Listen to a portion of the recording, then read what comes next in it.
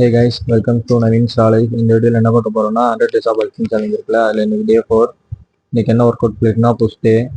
நேற்று வந்து leg day. சரியான தூக்கம் அந்த கால்வலியோட. மார்னிங் எந்திரிக்க முடியல, அப்புறம் எப்படியோ எந்திரிச்சு கிளம்பி வந்தாச்சு. கிளம்பி வந்து ஒர்க் அவுட் ஸ்டார்ட் பண்ணியாச்சு.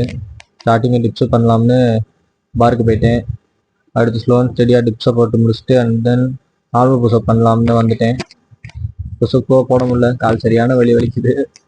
அந்த நார்மல் புஷ்அப்பை ஸ்லோ அண்ட் ஸ்டடியாக போட்டு முடிச்சுட்டு அடுத்து டைமண்ட் புஷ்அப் ஆச்சு.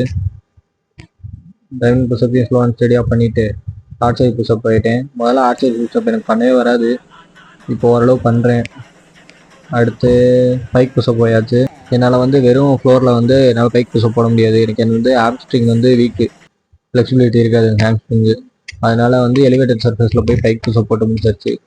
போட்டு முடிச்சுட்டு அப்படியே வீட்டுக்கு கிளம்பி வந்தாச்சு. கிளம்பி வந்துட்டு மார்னிங் 7 மணி மீலில் வந்து பனானா மில்க் ஷேக்கு குடிச்சிட்டு அந்த 9 மணி மீலில் வந்து எப்பயும் போல் 2 வீட் ப்ரெட்டும் 2 முட்டையும் சாப்பிட்டு முடிச்சாச்சு.